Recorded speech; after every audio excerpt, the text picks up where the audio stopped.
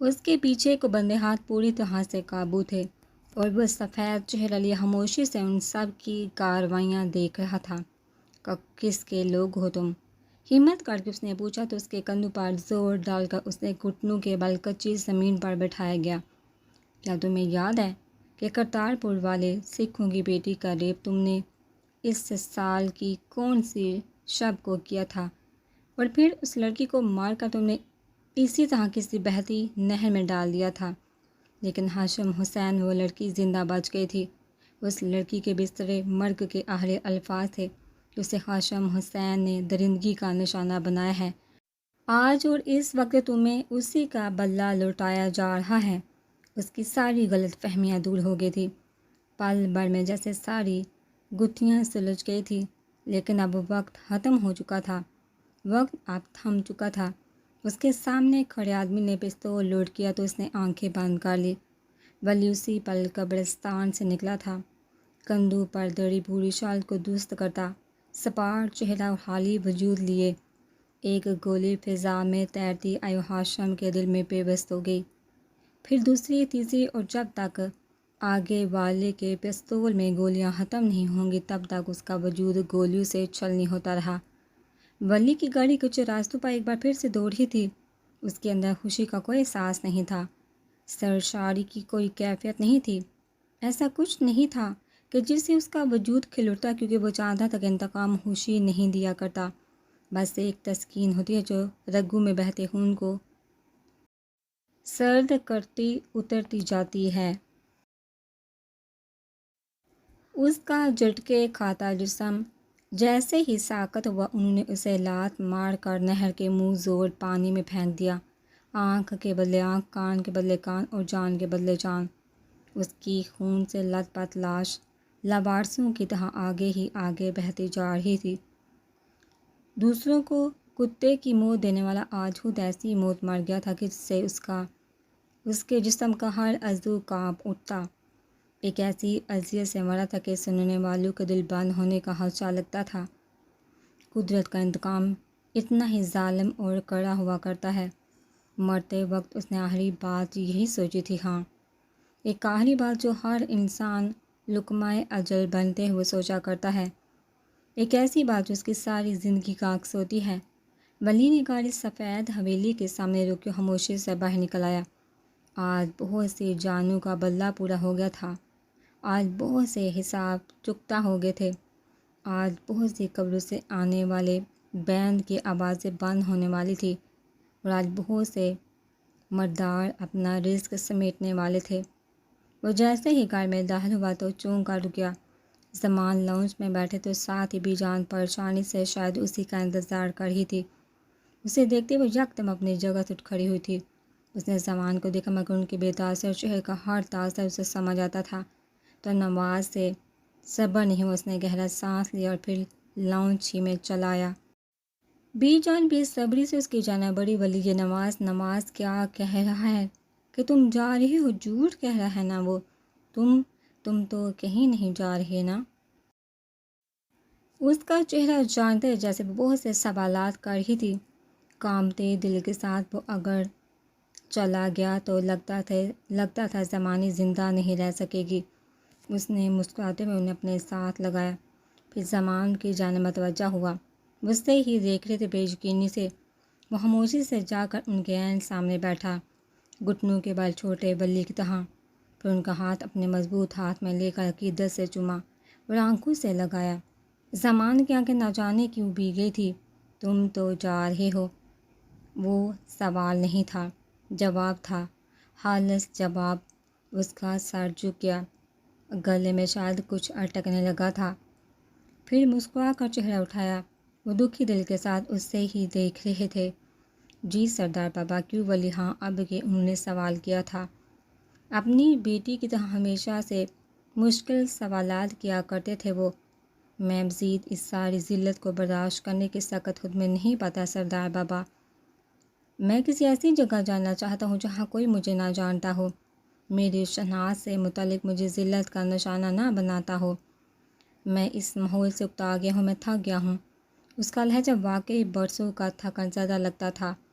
زمان اسے چند پل دیکھے کہ مجھے صرف ایک بات کی تسلی کروا دو، کیا تم وہاں خوش رہو گے؟ ان کا انداز اسے ٹھٹکا گیا تھا، اور یہ کیسا سوال کر رہے تھے وہ خوش رہے گا؟ اس کا جواب تو اس کے پاس تھا ہی نہیں۔ میں خوش رہوں یا نہیں، لیکن میں سکون میں رہوں گا سردار بابا۔ میری ذات ہر پل طنز اور حقارت کے نشانے پر نہیں ہوگی۔ زمان اس کا خوبرو چہرہ خاموشی سے دیکھے گے۔ وہ جیسے ہی اس چہرے کو یاد کرنے کی صحیح کر رہے تھے، کیونکہ اب وہ ان کی نظروں سے اوجھل ہونے والا تھا۔ ان کے ایسے دیکھنے پر اس نے شرمندگی سے سرخ پڑتا چہرہ بے سہاتا جھکایا تھا۔ انہوں نے اس کے بالوں سے بڑے سر پر ہاتھ رکھا اور مسکرا دیے۔ جہاں رہو خوش رہو، اور ہاں، ہم دو پوروں کو مت بھولنا۔ زمانی اس کے پیچھے خاموشی سے آنسو بہاتی کھڑی تھی۔ اس کا سکون تو انہیں اپنی خوشی سے زیادہ عزیز تھا، پھر بھلا وہ کیسے اسے روک سکتی تھی؟ کیا ان کے پاس روکنے کا کوئی جواز رہ گیا تھا؟ میں کیسے بھول سکتا ہوں آپ دونوں کو؟ میں بھی جانوں آپ کی محبت کو ساری زندگی خود میں سمیٹ کر رکھنا چاہتا ہوں۔ یہ میری متاع کل ہے۔ میرے پاس کسی کی محبت، کسی کی دعائیں نہیں ہے سردار بابا۔ ولی اپنے آپ کو تو بھول سکتا، لیکن وہ آپ دونوں کو کبھی نہیں بھول سکتا، کبھی نہیں۔ اس کی نسواری آنکھیں نم نم سی لگتی تھی، اور لہجے میں تو گویا سارے جہاں کی عزت سمٹ آئی تھی۔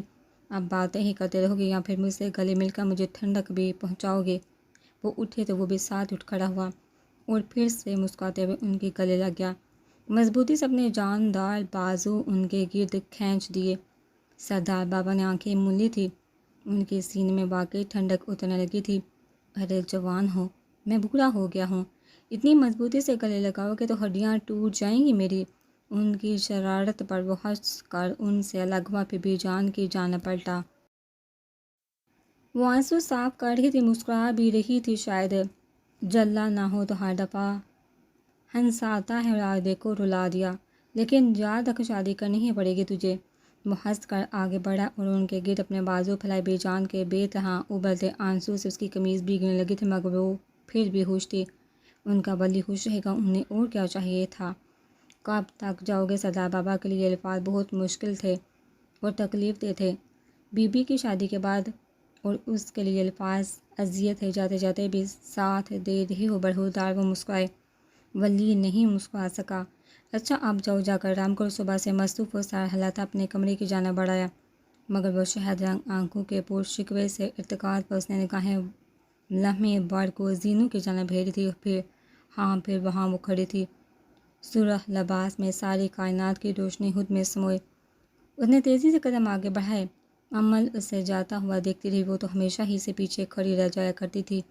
وہ کمرے میں آتے ہی بے دم سا صوفے پر گرا تھا۔ آرام؟ اسے ساری زندگی آرام نہیں آنا تھا۔ امل کی سانسیں اس کے ساتھ جڑی تھی، اسے آرام کیسے آ سکتا تھا؟ اس نے حفیظ سی سرخ آنکھوں کو موند کر سر صوفے کی پوچھ سے لگایا۔ امل کا نازک سراپا شام سے اس کے سامنے آیا تھا۔ اس نے تھک کر آنکھیں کھول دی۔ نسواری آنکھوں میں برسوں کی تھکن تھی۔ امل نے اپنے من بڑے ہوتے قدموں کی اوپر کی جانب موڑا۔ چکنے رخساروں پر آنسو اب تک چمک رہے تھے، وہ انہیں روکنے کی کوشش میں ہلکان ہونے لگی تھی۔ اندیکھی سی چہل پہل ہر آن حویلی کا احاطہ کیے ہوئے تھے۔ وہ مصروفیت تلے اپنے اندر پلتے خوفناک سے ناسور کو روند رہا تھا۔ اس مصروفیت تلے خود کو بھی روند دینا چاہتا تھا۔ عمل سے اس کا اب تک سامنا نہیں ہوتا، اور اس پر اس نے شکر کا کلمہ پڑھا تھا۔ اگر وہ سامنے ہوتی تو وہ کسی کام کا نہ رہتا۔ سلطان، یہ یہاں لائٹس کا انتظام کرو، ابھی تک گیندے کے پھول کیوں نہیں پہنچے؟ کمال کرتے ہو، شام کو مہندی حویلی سجانی ہو، تمام کام ادھورے ہیں۔ وہ سلطان کو للکارتا مستقل ملازموں کو ہدایت دے رہا تھا۔ مسلسل ایک ہفتے سے وہ گن چکر بنا ہوا تھا۔ شادی کے تمام انتظامات اسی کے ذمہ تھے، اسی ذمہ داری میں وہ کوئی کوتاہی، کوئی کمی برداشت نہیں کرنا چاہتا تھا۔ ولی بی جان کی آواز پر اس نے سر اٹھا کر دیکھا۔ وہ کاٹن کا سفید کرتا لی اسی کی جانب بڑھ رہی تھی۔ یہ میں تیرے لیے سفید کاٹن کا کرتا لائی ہوں، بہت اچھا ہے، بی جان پہن لوں گا۔ اس نے ایک نظر کرتے کو دیکھا تک نہ تھا۔ بی جان خفا ہوئیں۔ خود تو تم نے کچھ لینا نہیں ہوتا، سوچا میں ہی کچھ لے آؤں۔ اس سے اتنی بے توجہی، اتنی لاپرواہی درست نہیں۔ ولی اپنا خیال رکھا کر ان کے لہجے میں فکر بول رہی تھی۔ وہ مبہم سا مسکرائے۔ اچھا اب رکھوں گا۔ انداز سراسر انہیں بہلانے والا تھا۔ اچھے سے خبر ہے مجھے کہ تم نے کیسا خیال رکھنا ہے خود کا۔ میں واقعی رکھوں گا، مجھے یقین نہیں آ رہا۔ تو یقین دلانے کے لیے کیا کروں؟ یہیں رک جاؤ ہمارے پاس، بی جان نے اتنا اچانک کہا کہ اس کی مسکراہٹ غائب ہونے میں پل نہ لگا۔ میں آتا جاتا رہوں گا بی جان، مگر مجھے تو تسلی نہیں ہوگی نا ولی؟ ان بری آنکھوں کو تجھے دیکھنے کی عادت ہوگی ہے۔ ان کی آواز بھیگنے لگی تھی۔ ولی کے دل کا کچھ ہوا بی جان کی نرم سی آغوش نے اسے ہمیشہ سخت دنیا میں محفوظ رکھا تھا۔ وہ کل رخصتی کے وقت ہمیشہ کے لیے یہاں سے جانے والا تھا، اور بی جان کے لیے یہ احساس سہانے روح تھا کہ ان کا ولی ان کو چھوڑ کر جا رہا تھا۔ تو آپ کو بھی لے چلوں گا، ہاں مجھے بھی یہیں نہیں رہنا، لیکن پھر تیرے سردار بابا وہ تنہا ہو جائیں گے، تو آپ دونوں چلیے اور پھر حویلی پر بھوت راج کریں گے۔ وہ ان کی بات پر بے ساختہ مسکرایا تھا۔ تو جہاں رہیں خوش رہیں۔ انہوں نے مسکرا کر اس کے سر پر ہاتھ پھیرا اور پھر اپنے کمرے کی جانب بڑھ گئی۔ وہ سر جھٹک کر دوبارہ سے کاموں کی جانب متوجہ ہوتا مڑا ہی تھا کہ یکدم زرد لباس میں قید کانچ سا وجود اسے ٹھٹکا گیا۔ امن کی پرنم شکوہ کرتی آنکھیں اسی سے کلام کر رہی تھی، خاموش کلام اسے زخمی کر رہا تھا۔ وہ دم بہود اس کی چھیدتی نگاہوں کو دیکھے کہ ایسے مت کریں ولی، یوں مجھے کسی کے حوالے مت کریں، آپ مجھے کس کو سونپ کر جا رہے ہیں؟ آپ کیا کر رہے ہیں ولی؟ اسے اپنے قدموں پر کھڑا ہونا عذاب لگ رہا تھا۔ ان آنکھوں کی بولی اتنی ہی ظالم ہوگی، اس کا اندازہ اسے آج ہوا تھا، اس پل ہوا تھا۔ میں تو کانچ سے بنی ہوں، مجھے کرچی ہونے سے بچا لے ولی، دیکھیے میں مر رہی ہوں، میں مر جاؤں گی ولی۔ اس نے کبھی خاموشی کو یوں چلاتے نہیں سنا تھا، مگر آج یہ خاموشی اس کے اندر باہر کو خاموش کر گئی تھی۔ وہ زیادہ دیر نہ رکی، بس ایک آخری زخمی نگاہ اس پر ڈالی اور اس کو زہم کر دیا۔ ولی نے ضبط سے آنکھیں بند کی، جیسے تازہ لگے زخم کو سہنے کی ہمت مجتمع کی ہو۔ رات مہندی کا فنکشن بہت اچھا ہوا، سوائے دو نقوش کے ہر دل خوش تھا، چہک رہا تھا۔ رات تک ہار کر جب سب اپنے اپنے کمروں کی جانب بڑھے تو امن نے تھکائے سے قدم چھت کی جانب موڑی۔ نیند تو ویسے بھی ساری رات نہیں آنی تھی، اس سے اچھا تھا کہ وہ کھلی ہوا میں چمکتے چاند کو دیکھ کر خود کے اندر پلتی تکلیف کو کم کر لیتی، تکلیف جو اب ساری زندگی اس کے ساتھ رہنی تھی۔ اس نے چھت کا دروازہ کھولا اور ٹیرس کی جانب چلی گئی۔ مدھم سی ٹھنڈی ہوا اور دمکتے چاند نے جیسے چپکے سے اس کے سارے آنسو سمیٹ لیے تھے۔ اس کا دوپٹہ کندھے سے ڈل کر ہاتھوں میں آ گرا تھا، سیاہ پنے والے کی جانب کو اڑنے لگے۔ یکایک اسے کسی کے قدموں کی باری چاپ سنائی دی تھی۔ عمل جم سی گئی، وہ اس چاپ کو پہچانتی تھی۔ ہم اسے کیسے بھول سکتی تھی؟ بلکہ وہ اس سے ذرا فاصلے پر کھڑا ہوا تھا۔ آستین حسب عادت کوہنیوں تک موڑے، رات کے اس پہر شال سے بے نیاز اندھیرے میں بھی دیو ملائی سے کرداروں کی عکاسی کرتا ہوا ہم وہیں تو تھا۔ اس نے اسے دیکھنے کے لیے گردن نہیں موڑی، خاموشی سے چاند کو دیکھ گئی۔ وہ بھی چہرہ اٹھائے چاند ہی کو دیکھ رہا تھا۔ کیسی ہیں آپ؟ ٹھیک ہوں، میرا حال نہیں پوچھیں گی؟ خوش تو ہیں مجھے اذیت دے کر، اور کیا پوچھوں آپ سے؟ اس کے طنز سے بڑا مسکرایا تھا۔ چاند کا سحر ہر جانب بکھرنے لگا تھا، ہر شے پر چڑھنے لگا تھا، ہر وجود کو ڈھانپنے لگا تھا۔ میں آپ کو اذیت دینے کا سوچ بھی نہیں سکتا، لیکن اذیت دے سکتے ہیں۔ اس کے جوابات بہت برجستہ، بہت دل گرفتہ تھے۔ کیا کبھی تم نے کسی کو اتنی برجستگی سے جواب دیتے دیکھا ہے؟ اس نے دیکھا تھا، اس نے عمل کو دیکھا تھا کہ اذیت دی ہے، میرے اندر اپنی عادت ڈالی ہے، کیا کسی اذیت سے کم ہے یہ؟ میں معافی چاہتا ہوں، کوئی معافی نہیں ملے گی آپ کو۔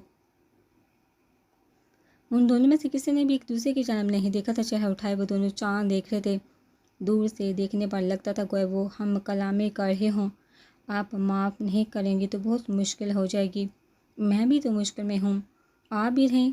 ظالم شہزادیوں کے نقش قدم پر گامزن ہیں شاید آپ۔ چاند کو دیکھتا لڑکا مسکرایا تھا۔ عمل کی آنکھ سے آنسو پھسل کر کن پٹی میں جذب ہوا۔ جی بالکل، بلکہ بہت پہلے مجھے ان کی روش اختیار کر لینی چاہیے تھی۔ آپ کے ساتھ نرمی برت کر بہت بڑی غلطی کی ہے میں نے۔ غلام حاضر ہے، جو سزا دینی ہے دے دے۔ اس نے پہلی دفعہ چہرہ اس کی جانب موڑا تھا۔ چاند کی چاندنی میں اسے عمل کے رخسار پر کچھ چمکتا ہوا محسوس ہوا۔ آپ کی سزا یہ ہے کہ میں نفرت کرنے لگی ہوں آپ سے۔ وہ ہنسا تھا، عجیب آنسو سے نم ہوتی ہنسی تھی۔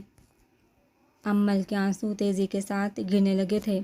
بہت ظالم ہیں آپ سے کم ہوں، ہو سکے تو مجھے معاف کر دیجیے گا بی بی، میں آج بھی آخر تک آپ کے قابل نہیں ہوں، آپ بہت اچھی ہیں، مجھ سے نفرت کریں، میں اسی قابل ہوں اور آپ خوش قسمت ہے کہ مجھ سے نفرت کر پا رہی ہیں۔ مجھے دیکھیے، میں تو کبھی بھی آپ سے نفرت نہیں کر سکوں گا، مجھے تو ساری زندگی آپ سے محبت کرتے گزارنی ہے۔ امل کے آنسو بہت تیزی کے ساتھ لڑک رہے تھے۔ اس نے اپنی جیب سے رومال نکال کر اسے جہاں بڑھایا، وہ اس کے لیے اتنا ہی کر سکتا تھا، اسے آگے کی اس کو اجازت نہیں تھی۔ اس نے اس کے ہاتھ سے رومال لیا، خاموشی سے بہتے آنسو کو اس میں جذب کیا۔ ولی آہستہ سے پیچھے ہٹا تھا، امل نے اسے مڑ کر نہیں دیکھا تھا، اسے جاتے ہوئے نہیں دیکھ سکی۔ وہ مڑا اور تیزی کے ساتھ زینے پھلانگتا ادھرتا چلا گیا اور امل وہ ساری رات ٹیرس سے لگ کر بیٹھی روتی رہی اور آج آخری دفعہ ایک ساتھ ہی سارا رو لینا چاہتی تھی۔ ہمیشہ سے دو نفوس کی محبت کا گواہ چاند آج بھی اتنا ہی خاموش تھا جتنا ہمیشہ رہا کرتا تھا۔ صبح بہت حبس زدہ سی تلوحی تھے ماحول میں، ابر آلودہ موسم کی گٹھن رچی بسی تھی۔ آج دوپہر نکاح تھا اور پھر ولی کی اس حویلی سے ہمیشہ کے لیے جدائی تھی۔ بس پاٹ سا تیزی سے کاموں کو سرانجام دیتا اپنے اندر مچی توڑ پھوڑ کو بمشکل ڈانپ پڑا تھا۔ وہ ان کاموں میں خود کو بھی ختم کر لینا چاہتا تھا۔ لکھا ہوا امل کے کمرے کی جانب بڑھا تو اس کے قدم بس ایک پل کو لرز کر رہ گئے۔ وہ گہرے سانس لے کر خود کو نارمل کرنے لگا، اس کی سانسوں میں قطرہ قطرہ تحلیل ہونے لگی تھی۔ امل نے زور سے دوپٹہ مٹھی میں بھینچا، ولی کا سانس رکنے لگا تھا، اس کی کوئی روح کھینچ رہا تھا۔ ولی تم ٹھیک تو ہو نا؟ بی جان پریشان ہو گئی تھی، اس نے اسباب میں ساحلہ کو انہیں تسلی دی، پھر ان سے معذرت کرتا اپنے کمرے کی جانب دوڑا۔ سفید شلوار قمیض میں اس کا کثرتی جسم نمایاں تھا، وہ لوگوں کو دھکیلتا درمیان میں راستہ بناتا بھاگ رہا تھا۔ امل کا جسم برفورا تھا، اس کے لب سفید بڑھے تھے، نگاہ پتھرا رہی تھی۔ ولی نے کندھے پر دری قطعی شال کا ایک سرا زور سے دوسرے کندھے پر ڈالا، نکاح ہوا معمول کی کارروائیاں کر رہا تھا۔ وہ دھواں چہرہ لیے نکاح نامے کو دیکھ گئی، اس کی انگلیاں بے جان ہو رہی تھی، ہاتھ میں پھنسا قلم لرز رہا تھا۔ کیا آپ کو یہ نکاح قبول ہے؟ ولی آستین موٹا واش بیسن پر جھکا، چہرہ پر پانی کے چھینٹے مارے، قبول ہے؟ لرزتی آواز سب کے سماعت سے ٹکرائی تھی۔ ولی نے بیسن کے کنارے کو زور سے تھاما، قبول ہے؟ امل کی آنکھیں متواتر بہنے لگی تھی، ولی کی آنکھ سے آنسو ٹوٹ کر گرا۔ اسے اپنی زندگی کی ساری ذلت یاد آ رہی تھی، اسے ہر درد سے ملی دھتکار، ہر دروازے سے پڑی گالیاں یاد آ رہی تھی، اسے سب یاد آ رہا تھا۔ گہرے گہرے سانس لے کر اس نے اندر مچی توڑ پھوڑ کو سنبھالنے کی کوشش کی۔ دستباری آنکھیں سرخ ہو رہی تھی، دانت پر دانت جمے تھے۔ قبول ہے؟ اس نے تولیے سے چہرہ خشک کیا، سامان سمیٹا اور کچا کچ بڑی حویلی سے نکل آیا۔ اب کے سپاٹ سر ڈرائیو کٹوا کے ہی آگے بڑھا تھا، اس کے چہرے سے اندازہ لگانا مشکل تھا وہ کیا سوچ رہا ہے۔ اس نے سفید حویلی اس کے مکینوں کو کہیں بہت پیچھے چھوڑ دیا تھا، اس نے اپنا آپ بھی کہیں وہیں پیچھے چھوڑ دیا تھا۔ زمان نے دھول اڑاتی اس کی گاڑی کو جاتے دیکھا اور درد سے مسکرا دیے۔ قتل کے بعد نگار بیگم، جو اس کے اس حانن فانن آنے پر ابھی سنبھلی ہی نہیں تھی کہ وہ ان کو خونک بنا چھوڑ کر جا بھی چکا تھا، انہوں نے بامشکل حسین کے لاغر وجود کو سیدھا کیا اور پھر دوپٹے سے آنسو پوچھتے باہر کو بھاگی۔ وہ جس حالت میں گیا تھا انہیں بالکل بھی ٹھیک نہیں لگا تھا، اس کی حالت بہت بکھری ہوئی، بہت ٹوٹی ہوئی تھی، یوں لگتا تھا جیسے کوئی تندومند سا مرد آگاہی کے ایک ہی جھٹکے سے رہ گیا ہو۔ باہر بھاگتے ہوئے ان کا دل لرز رہا تھا اور جسم پسینے میں شرابور تھا، ہر مسام سے گویا پسینے کی بوندیں پھوٹ کر بہہ نکلی تھی۔ وہ ان کا سگا بیٹا نہیں تھا، لیکن وہ انہیں سگے بیٹوں جیسا عزیز تھا۔ یہ ان دنوں کی بات تھی کہ جب نگار کی گود بالکل خالی تھی، اجاڑ اور خاموش۔ تب ایک دن حسین نے ان کے آغوش میں ہاتھ شملہ تھمایا تھا اور کہا بھی تھا آج سے وہ ان کا بیٹا ہے، لیکن انہوں نے نگار کو ساری زندگی یہ نہیں بتایا کہ وہ انہیں کا ناجائز بیٹا تھا۔ وہ اکثر حیران ہو کر حسین سے کہتی بھی تھی کہ ہاشم بالکل ان کا، پر تو لگتا ہے بالکل ان کی ہی شخصیت لیے، انہی کی طرح کا قد کاٹ لیے، اونچا لمبا اور سیاہ چمکتی آنکھوں والا ذیلک سا ہاشم، لیکن وہ ان کی بات کو ہر دفعہ کا اتفاق کہہ کر ٹال دیا کرتے تھے۔ باہر بھاگتے ہوئے نگار بیگم کا پسینے میں شرابور جسم ہولے ہولے کانپ بھی رہا تھا۔ وہ ان کا سگا بیٹا نہیں تھا، لیکن وہ ان کے لیے سگوں سے بڑھ کر تھا۔ انہیں یہ جان لینے کے بعد بھی اس سے گن نہیں آئی تھی کہ وہ ناجائز تھا، وہ ایک ایسی اولاد تھا جو حرام کی تسکین سے وجود میں آئی تھی۔ یہ سب جان لینے کے بعد بھی ان کے اندر اسے سے نفرت کا کوئی رنگ نہ جاگا، کسی تنفر، کسی کمتری نے ان کا دل ایسے نہیں جگڑا تھا جیسے ہاشم کی ٹوٹی بکھری حالت نے جگڑ لیا تھا۔ اور رہا وہ ولی، تو اس کا انکشاف بھی ان پر آج ہی ہو گیا تھا کہ وہ بھی ان کے شوہر ہی کا بیٹا تھا۔ حسین کی ایک اور ناجائز اولاد، ایک ایسی اولاد جس سے نگار نے ہمیشہ اس کی پیدائش کی وجہ سے نفرت کی تھی، اس کے وجود سے ہمیشہ گن صرف اس لیے کھائی تھی کیونکہ وہ ان کے مقابلے پر نہیں تھا، وہ ان کے مقابلے پر کبھی آ ہی نہیں سکتا تھا۔ وہ ایک کمتر اور ذلیل انسان تھا کیونکہ اس کے ماں باپ نے اس کو پیدا ہی ذلت کے ساتھ کیا تھا، لیکن ہاشم آج انہیں کا ہاشم اس سانچے میں پورا اتر رہا تھا جو سانچہ انہوں نے ولی کے لیے تیار کر رکھا تھا۔ یہ قدرت کا آخر کیسا انتقام تھا، یہ اس کہانی کا کون سا ورق تھا کہ جس کے الٹنے پر دل اس قدر کٹ جایا کرتا تھا؟ آخر یہ سب کیا تھا؟ لوگ کہا کرتے ہیں کہ کہانیاں آغاز کے ساتھ جڑی ہوتی ہیں، لیکن کیا میں تمہیں بتاؤں، کہانیاں انجام کے ساتھ ہوتی ہیں۔ کہانیوں کا وجود، ان کی بقا اور ان کا سروائیول ہمیشہ انجام کے ساتھ جڑا ہوتا ہے۔ وہ عورت جس نے برسوں سے ہاشم کی تربیت کی ایسی کی تھی کہ جس میں انسانیت کا کوئی شعبہ تک نہ تھا، جس میں اپنے حلال اور برتر ہونے کا گھمنڈ اور تکبر کوٹ کوٹ کر بڑھتے، انہیں اتنا اندازہ نہ تھا کہ ایک دن حقیقت کا آئینہ اس طرح کا عکس بھی دکھائے گا، اس طرح کا رنگ بھی دکھائے گا۔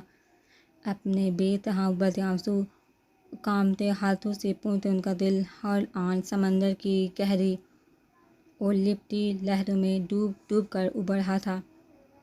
حویلی کے داخلی دروازے سے کادابر گیٹ کی جانب جنونی سے انداز میں بھاگتے ہوئے انہیں اتنا اندازہ تھا ہی نہیں کہ ان کا ہاشم ان سے کھو چکا ہے، ان کے ہاتھوں سے جا چکا ہے۔ کسی بہتی نہر کے منہ زور پانی میں اس کی لاش آگے ہی آگے بہتی جا رہی ہے، ایک ایسی لاش جو انتہائی نجس اور بدبودار ہوتی ہے۔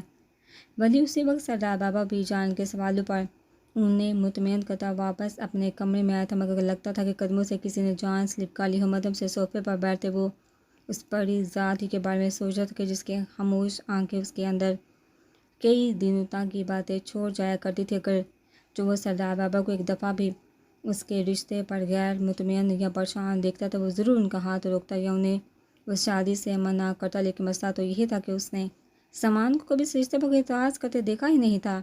بہت سے اعتراض کرتا بھی تو کس بات پر؟ نفیس اور اس حویلی کے ہر لڑکے کا کردار تو اسے معلوم تھا۔ سردار بابا ان سب باتوں سے بے خبر نہیں تھے، لیکن بہرحال وہ ان سب باتوں سے اتنے باخبر بھی نہیں تھے جن سے ولی نے ہمیشہ ان کے سامنے نگاہ چڑھائی تھی۔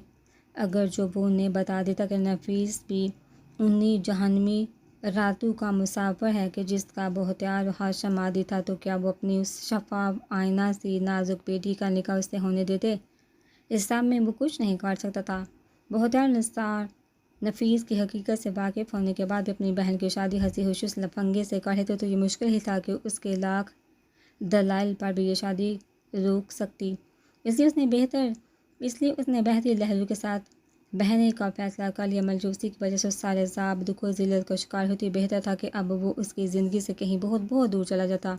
اس دن کچن میں اسے بلک بلک کر روتے دیکھا اس نے یہی فیصلہ کیا تھا، اب وہ اس کے سامنے کسی صورت بھی نہیں آئے گا، کیونکہ اگر اسے سے زیادہ اس کا امتحان لے گا تو شاید اس کا گنہگار ہو جائے گا، جو وہ کسی بھی صورت ہونا نہیں چاہتا تھا۔ وہ یہی چاہتا تھا جب یہاں سے جائے تو ہلکے کندھے ہلکے وجود کے ساتھ جائے۔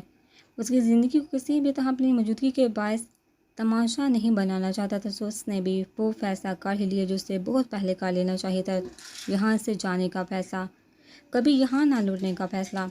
سردار بابا اور بی جان کو اس نے کہہ دیا تھا کہ وہ آتا جاتا رہے گا، ان سے رابطے میں رہے گا، انہیں کبھی نہیں بھولے گا، لیکن در حقیقت وہ نہ تو ان سے رابطہ رکھنے والا تھا اور نہ ہی آنے جانے والا تھا، اور نہ ہی وہ سردار بابا بی جان اور عمل کے علاوہ کسی کو یاد رکھنا چاہتا تھا۔ صبح سب یہاں سے چلے جانے ہی میں عافیت تھی، عزت تھی اور سکون بھی تھا۔ شاید اس نے رات کے 4 بجاتی گھڑی کی جانب دیکھ کر سر جھٹ کر پھر واش روم میں شاور لینے چلا گیا۔ وجود پر چڑھی تھکن اور صابر جمی برف شاید اسی طرح پگھل سکتی تھی۔ اس نے گہرا سانس لے کر روح ڈریسنگ روم کی جانب بڑھا، پھر اگلے ہی چند لمحوں میں سر کے بالوں کو رگڑتا وہ باہر نکلا تھا۔ سنگار میز کے آگے کھڑے بالوں کو رگڑتے اس کے ہاتھ پل بھر کو ساکت ہوئے تھے۔ جب اس نے اپنے وائبریٹ موڈ پر لگے موبائل کو زو زو کی آوازوں کے ساتھ بجتے دیکھا تو اس نے آگے بڑھ کر ایک نظر گھڑی کو دیکھا اور پھر پیشانی پر لکیر لیے موبائل اٹھا لیا۔ اسے اس سارے سمیت صرف اتنا ہی اندازہ تھا کہ کرتار پور والوں کی ہاشم سے کیا دشمنی تھی، وہ انہیں زندہ سلامت کیوں چاہیے تھے، لیکن اس کال کے بعد اسے اندازہ ہو گیا تھا کہ وہ انہیں کیوں چاہیے تھا۔ انجان نمبر سے آئی کال اس نے محتاط سے انداز میں ریسیو کر کے کان سے لگائی، پر پھر خاموشی سے کھڑا رہا۔ یہ احتیاط اسے اس جنگل نے سکھا ہی دی تھی۔ اسے کوئی انجان سی آواز سنائی دی۔ وہ اس آواز کو نہیں پہچانا تھا، لیکن وہ جو آواز کہہ رہی تھی اسے سن کر اس کا سارا جسم پل میں جم کر پگھلا تھا۔ اس کے آدمی نے ہاشم کی لاش اگلے سے اگلے گاؤں میں دیکھی تھی۔ وہ نہر کے پانی کے ساتھ بہتا اب گاؤں کے کسی کنارے پر بے یارو مددگار پڑا تھا، بغیر کسی جنازے اور بغیر کسی غسل کے۔ اس نے حالی نظروں سے سنگار آئینے میں نظر آتے اپنے عکس کو دیکھا۔ اس کا دل لمحوں میں سکڑ کر پھیلا تھا۔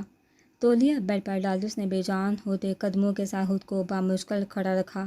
اس کا دل واقعی سکڑ کر پھیل رہا تھا۔ کوئی آواز سی تھی جو اسے بہت بری طرح سے جھنجھوڑ رہی تھی۔ اس نے بے تحاشا بند ہوتے دل پر ہاتھ رکھا اور پھر بیڈ پر بیٹھا، سر دونوں ہاتھوں میں گرا لیا۔ بار بار سر جھٹکتا، کوڑے ضبط کی وجہ سے اس کے دانت جم گئے تھے۔ کان پٹی کو جاتے رگ سہتی کے باعث پھول گئی تھی۔ نصب والی آنکھوں میں گہری سرخی اترنے لگی۔ ولی احمد ٹوٹنے لگا نہیں۔ اس نے بار بار آنکھوں میں آتی گلابی سی نمی کو مسل کر انکا کیا، لیکن یہ کیا اس کی آنکھیں اس کے اختیار سے باہر ہو رہی تھی۔ اس کی آنکھیں بھیگ رہی تھی۔ نہیں، ہاشم کے مرنے کا اسے دکھ نہیں تھا، اسے اس کا کوئی افسوس، کوئی ملال نہیں تھا، مگر جس چیز، جس احساس اور جس خیال نے اسے جگڑ لیا تھا وہ تھا اس کا سب سے بڑا خوف، اس کا دل کو جگڑ کر بیچنے والا خوف، بغیر کسی جنازے غسل کے مر جانا، بغیر کسی قبر کے مر جانا۔ چہرے پر ہاتھ پھیرتا وہ سیدھا ہوا، نفی میں زور زور سے سہلا کے اپنے اندر شور کرتی سوچوں کو بھی جھٹکنے کی کوشش کی، لیکن وہ اس سب کو نہیں جھٹک پایا۔ وہ اس سب کو نہیں جھٹک پا رہا تھا۔ نہیں، اس نے پرشکوہ آسمان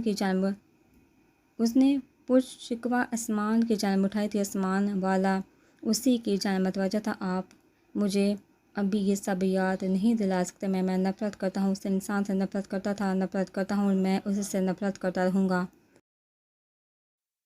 اس نے آج بہت دن بعد آسمان والے کو یوں مخاطب کیا تھا۔ ہاں، بہت دن بعد آج اس نے اللہ سے بات کی تھی، بات کرنے کی کوشش کی تھی، لیکن شاید وہ طے کر چکا تھا، وہی جو ہمیشہ سے سب طے کر رکھتا تھا۔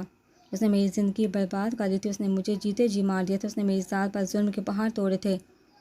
اے اللہ، آپ